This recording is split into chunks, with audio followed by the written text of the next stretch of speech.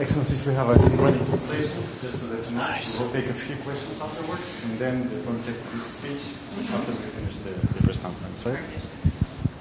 Пане міністре, якщо буде англійською запитання до вас. Я відповідаю англійською. Yes, I speak English. Я вас представлю на початку. Давай.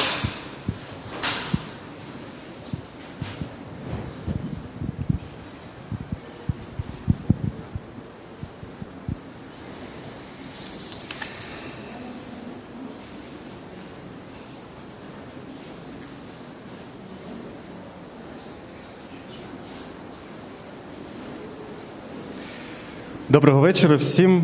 Спільна прес-конференція міністра закордонних справ України Дмитра Кулеби та державної секретарки у закордонних справах і справах співдружності націй та розвитку Великої Британії Ліз Трасс. Пане міністре, вас до слова. Я надзвичайно радий вітати в Києві сьогодні свою британську колегу Ліз Трасс. Yeah, you can put it on so you can hear the translation. And I will start from the very beginning.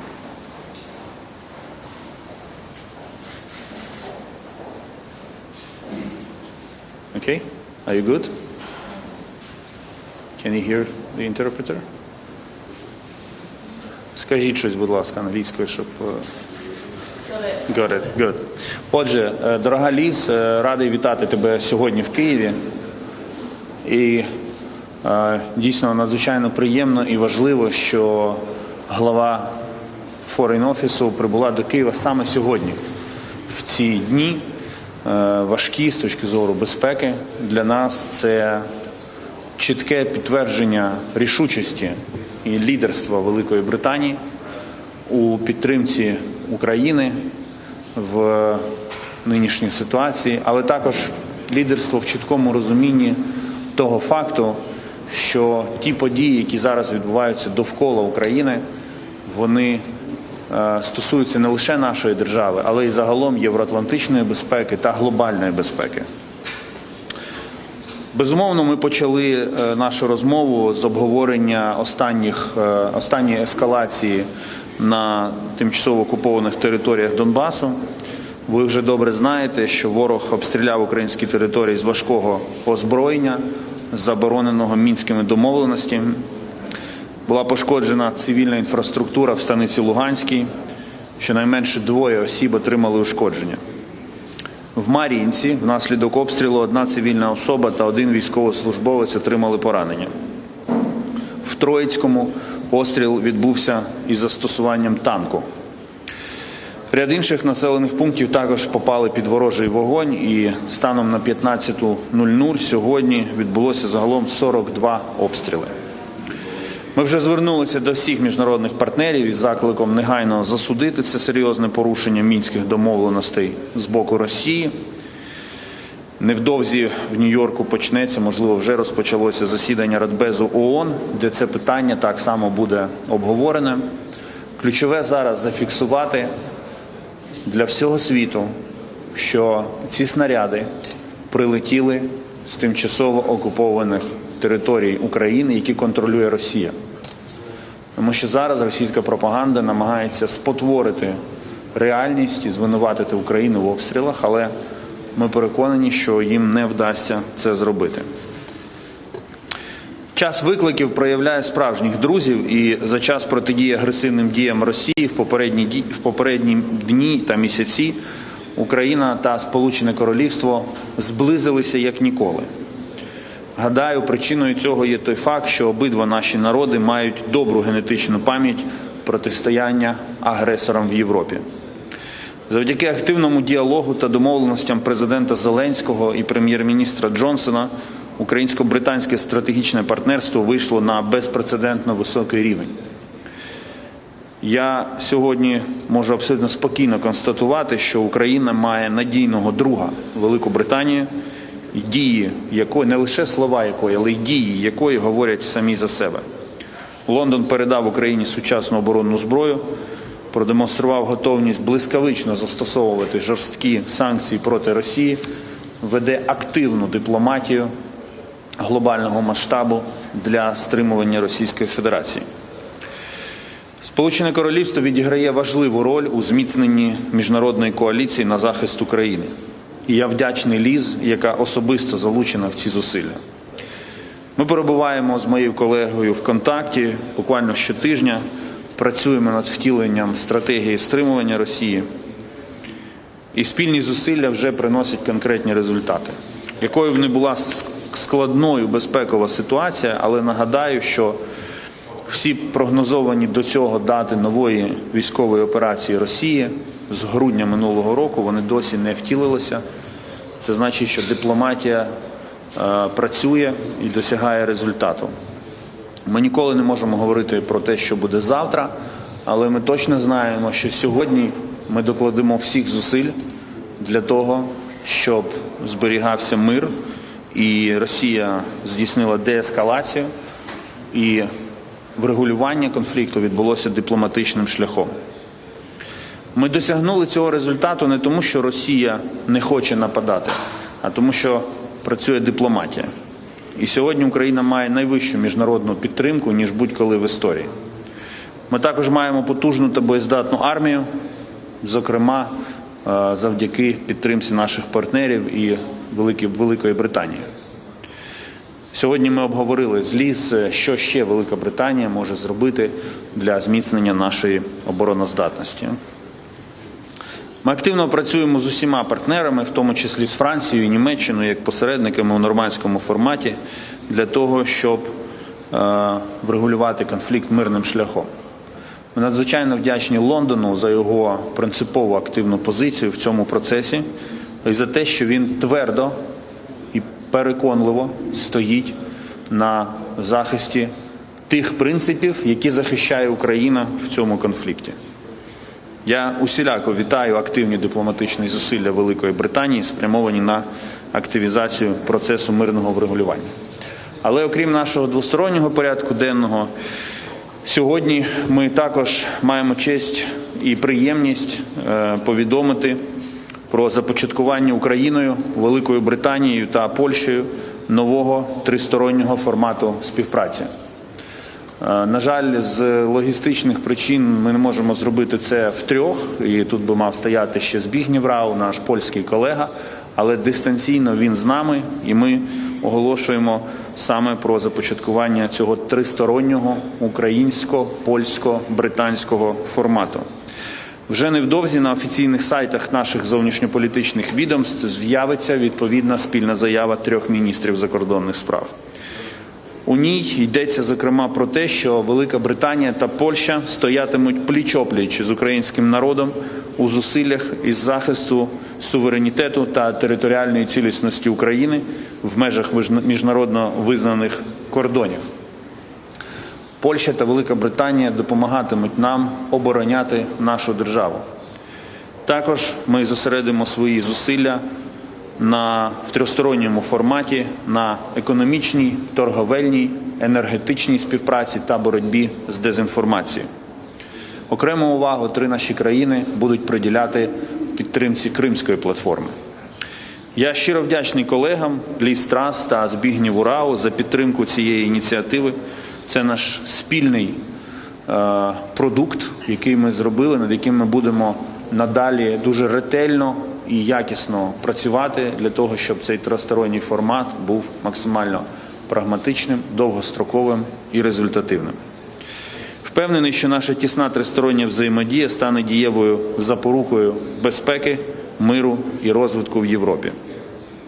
Тепер з приємністю передаю слово колезі і не побоюся цього слова справжньому другу України Ліз Трас.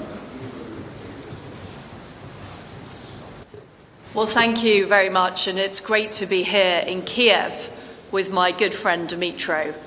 I am here today to show the United Kingdom's steadfast support for Ukraine. I'm very impressed that despite the Russian aggression towards Ukraine, that life here in Kiev goes on. And I am impressed by the level of stoicism, both from the Ukrainian people and the Ukrainian government. We admire your fortitude in the face of Russian aggression, and we stand with you in defence of your right to determine your own future. We're very proud, as the United Kingdom, to be at the forefront of support for Ukraine. We provided defensive weapons, and we've trained 22,000 members of the Ukrainian army. And when the Prime Minister visited Kiev earlier this month, he announced we're providing 88 million to support Ukraine's democracy and energy independence. Today, I can announce the next component of our support, increasing our funding for these projects to a value of £100 million. I'm also proud, together with Dmytro, to be launching our new trilateral partnership with Poland and Ukraine. We will intensify work on defence and security, sanctions, energy security, and countering disinformation. And this demonstrates that the United Kingdom is willing and ready to stand shoulder to shoulder with allies across Eastern and Central Europe. Russia must think again. Despite their claims, Russia's military build-up shows no signs of slowing. There is currently no evidence that their forces are withdrawing, and we need Russia to step back from the brink. They must take the path of diplomacy. Last week, I delivered a strong message to Sergei Lavrov in Moscow. I told him directly that Russia must respect Ukraine's sovereignty and engage in meaningful talks. If they do not choose the path that we have laid out, I made it clear the price that Russia would pay. We are ready with our allies to impose severe costs on Russia. There would be severe economic costs through an unprecedented package of coordinated sanctions. The United States have been clear that Nord Stream 2 would not go ahead, and Russia would risk creating a prolonged and drawn-out war with a terrible toll which would be borne by the Russian people. Russia would confirm its status as an international pariah. Instead, I urge the Kremlin once again to de-escalate and to choose diplomacy. In the Revolution of Dignity, the Ukrainian people were clear about the future they want. They chose freedom. And we will show the free world is prepared to stand up and support you in that choice. Together, we can turn the tide on Russian aggression, and we can build a more secure future for all of us right across Europe. Thank you. And the first one goes to Deborah Things from Sky News. Thank you very much. Foreign Secretary, you've warned that Russia could draw out this crisis with Ukraine for months, yet today we've seen a spike in violence in the east and concerns about the potential for escalation. In your opinion, do you think it's more likely that there is going to be an imminent offensive by Russia, or that we're facing a prolonged stalemate? Well, there is, of course, a significant chance that there could be offensive action by Russia. If not, why are there 100,000 troops on the border with Ukraine? But Russia can still take the path of diplomacy. They can de-escalate, they can move their troops away from the border. And I believe that's in the interests of European security, but it's also in Russia's interests. We will take one from the Ukrainian media now. Телеканал Дом, давайте ви включайтеся, ставте питання.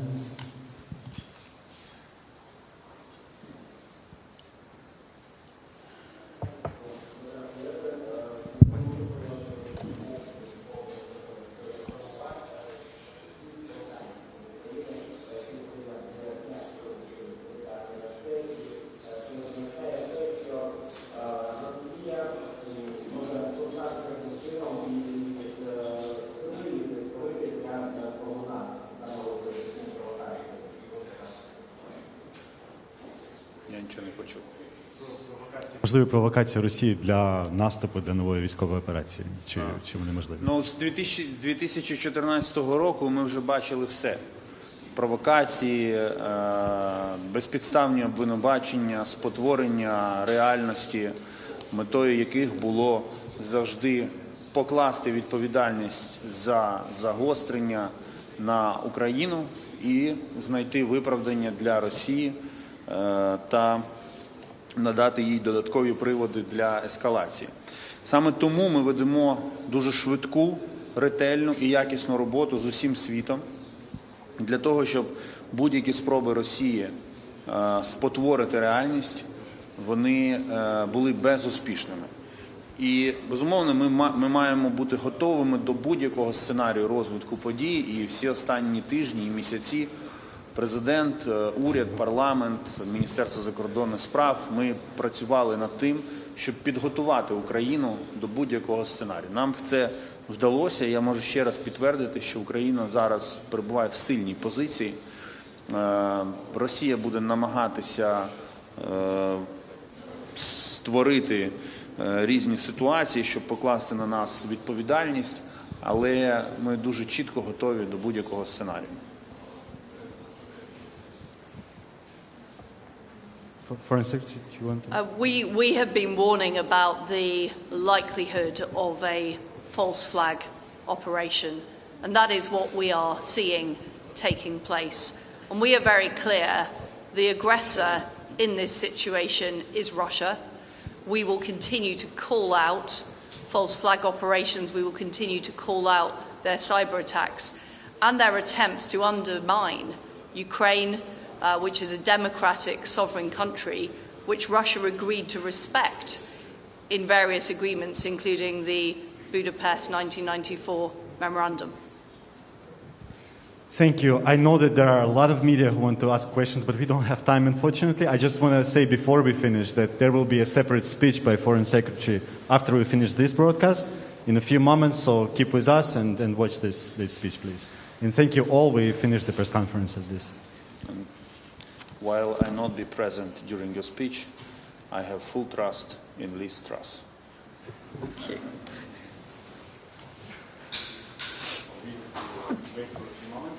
Very good.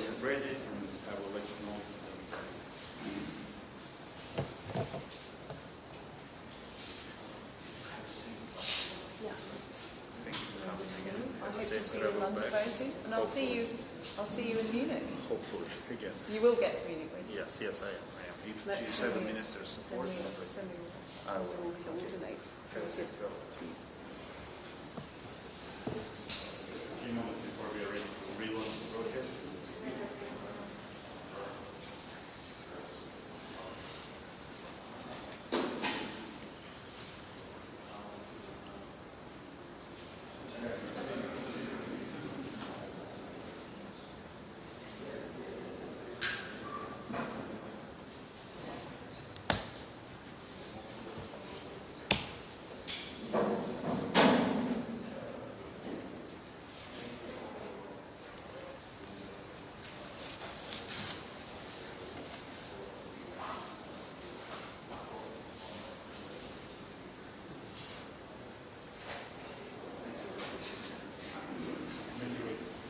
That's okay.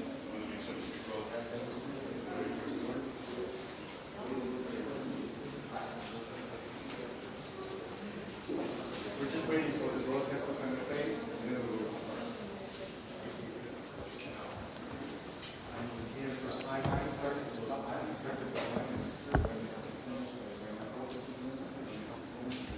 Adam, can I pass you this file?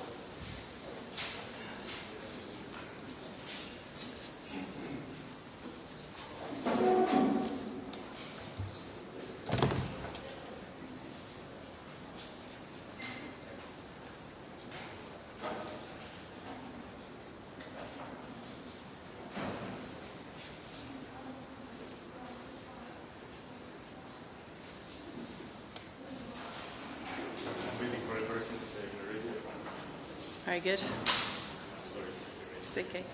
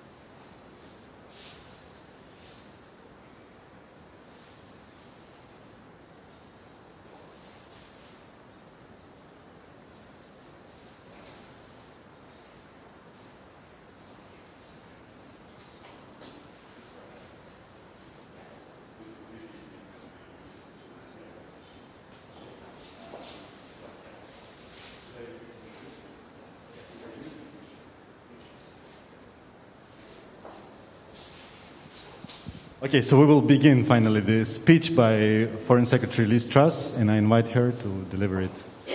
Ms. Secretary. Good afternoon, ladies and gentlemen. The spectre of Russian aggression has long hung over Eastern Europe. Today it menaces our friends in Ukraine and threatens security and stability for us all. We stand shoulder to shoulder with Ukraine. Despite Russia's claims, the military build-up shows no signs of slowing down. There is currently no evidence that forces are withdrawing. Russia must step back from the brink. The Kremlin has had every offer of diplomacy: the Normandy process, proposals for further talks in the NATO-Russia Council, transparency mechanisms through the OSCE, and countless bilateral discussions. Time after time, they have chosen not to engage with these proposals, but to obfuscate and object. When President Putin spoke at the Munich Security Conference 15 years ago, he said that NATO expansion represents a serious provocation. Since then, NATO has not expanded its membership closer to Russian territory. But Russia has invaded two sovereign states and continues to undermine their territorial integrity. Russia faces no threat from NATO or Ukraine, but accommodating illegitimate Russian concerns would not make their threats disappear. Instead, Russia would be emboldened. Bullies only respond to strength. I urge Russia to take the path of diplomacy. We are ready to talk.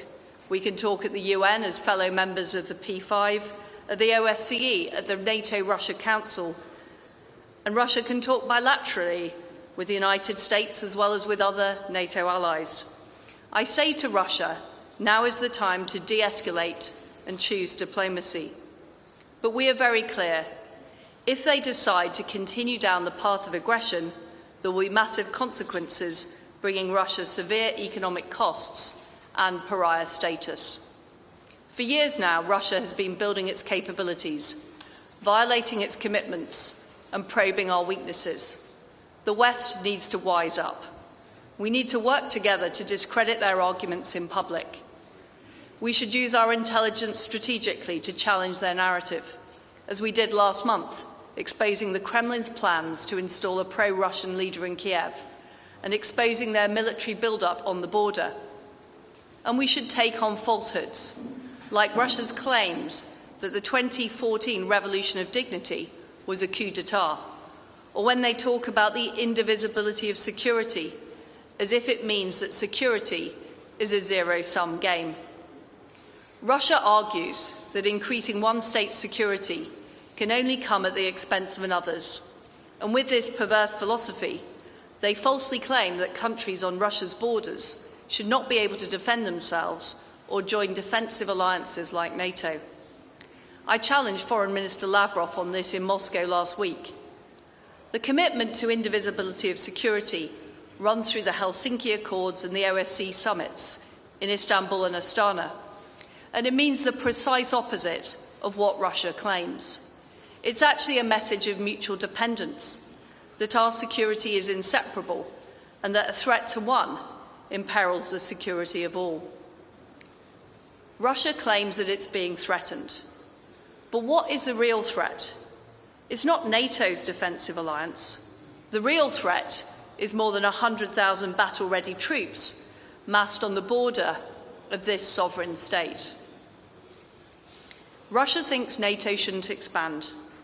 The truth is that countries want to join NATO. People want insurance, and they see safety in numbers. And this is only accelerated by Russia's belligerence. Their aggression is driving NATO to strengthen its resolve. It turns the people of Ukraine and others against Russia, and it forces customers of Russian gas to question the reliability of their supplier. Russia's aggression is not just targeted at Ukraine. Their campaign of hybrid warfare across Europe has brought cyber attacks, attempts to undermine elections, and the use of chemical and radiological weapons on the streets of London and Salisbury. They are supporting destabilising mercenaries across Africa.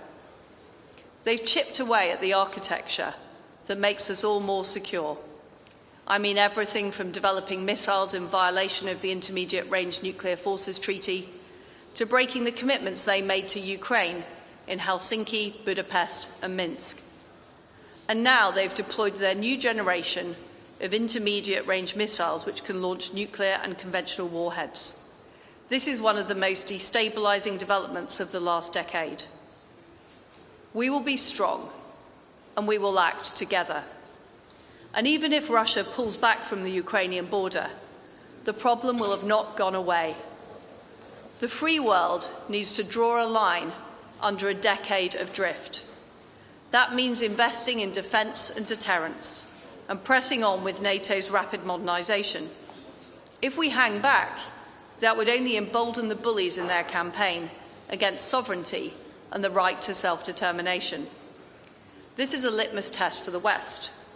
We must stand up and defuse Russian aggression now, because if we don't, it will embolden not only the Kremlin, but aggressors, authoritarians and autocrats right around the world. What matters here in Eastern Europe matters for the world, and it matters for the future. We have a duty to make sure that the next 10 years are better than the last. And of course, threats exist far beyond the Euro-Atlantic region. Our security is also indivisible from what is going on in the Asia-Pacific. Beijing is increasing its assertiveness and expanding its armed forces at breakneck speed. They're upending the rule of law to create no-go areas in the South China Sea and conducting military flights near Taiwan. But China is not the same as Russia. They claim a policy of non-interference. That's why it's surprising to see China's leaders aligning themselves with the Kremlin. They didn't object to the 2014 invasion of Crimea. They now talk about who should or shouldn't be able to join NATO. And last month they joined Russia in resisting a Security Council discussion on Ukraine. If China wants to be seen as a responsible global actor, they should be doing everything possible to ensure that Russia steps back. The world is watching to see whether their actions contribute to peace and stability or to fueling aggression. So how can we deal with this growing questioning of security norms and frameworks? How can we make sure that Ukraine and all of us are safer in the years to come? I think there are three areas that we should focus on. Firstly, alongside deterrence, we must recommit to arms control. Much of the architecture we have now arose in the 1990s. It reflects what Mrs. Thatcher called yesterday's vision of the future. In the 21st century, we need to take account of new technologies and take a more global approach. We call on Russia and China to work with us on agreements that will keep our citizens safe. In the long run, we can't have a situation where the United States is limited through arms control agreements, but others can act unconstrained. We have to strengthen accountability for breaches of agreements, calling out non-compliance if we have in the abhorrent use of chemical weapons by Russia and Syria. And we must improve transparency and trust-building measures. We need to act together on nuclear disarmament, where the UK has long taken a lead. We made a historic affirmation last month, together with the rest of the P5. We committed to the Reagan-Gorbachev pledge that a nuclear war could not be won and should not be fought. We must build on that and put in place concrete measures to reduce the risk of nuclear war. And with that in mind, we must redouble our shared efforts to stop Iran's nuclear programme. Secondly, we need to manage those areas where the rules are weakest or where clashes and escalation are most likely to break out, namely space, cyberspace, the information space and the high seas. Ukrainians know all too well how damaging cyber attacks and disinformation can be. And that's why the UK is working with our partners to set standards in these areas, including the use of new technology. That's why we're leading work in the UN to broker an international consensus on responsible behaviour towards space. And that's why we're establishing a new government information unit in the UK. This will be an agile, fully equipped team tasked with rebutting false narratives and countering the disinformation that malign actors use to target and undermine democratic societies. Finally, we must strengthen our ties with friends and partners and strengthen our shared capabilities. We want to see democracies across Europe and beyond stepping up to the plate. We will work more closely with our allies, friends and partners, including the EU. We want to see NATO accelerate its modernisation and seize the opportunity of their new strategic concept to strengthen defence and deterrence. We're already putting our money where our mouth is, as NATO's biggest defence spender in Europe. We're joining with our Baltic and Nordic partners in the groundbreaking UK-led Joint Expeditionary Force. We're providing defensive weapons to Ukraine and have trained 22,000 members of the Ukrainian army. And we're taking the lead in developing new security ties, like our new AUKUS partnership with the US and Australia, and our growing partnership with Poland and Ukraine. In dangerous times, we have to take a hard-headed approach. That includes being ready to accept short-term pain for long-term gain, whether through imposing tough sanctions or cutting strategic dependence by opposing Nord Stream 2. This is how we will ensure the next 10 years are defined not by danger and drift, but by strength and stability.